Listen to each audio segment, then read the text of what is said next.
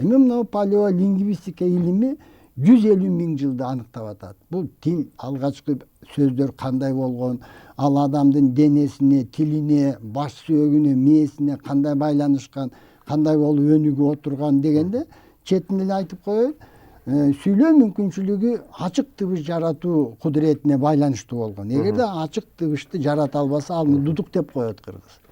Ошол ачык тыбышты алгачкы учурда жаратып, аларды жабык тыбыш менен айкалыштырганда, ошондо тил өнүгө баштаган.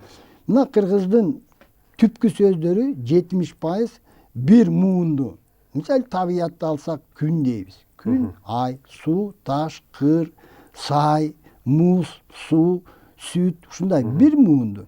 Эгерде адам өзүн тааныганын алсак, баш, каш, тил, тиш, кол, бут, сан, ич, бири-бири менен байланыштырганда бар, кел, тур, чык, айт, сай, кес деген бир муунду сөздөр.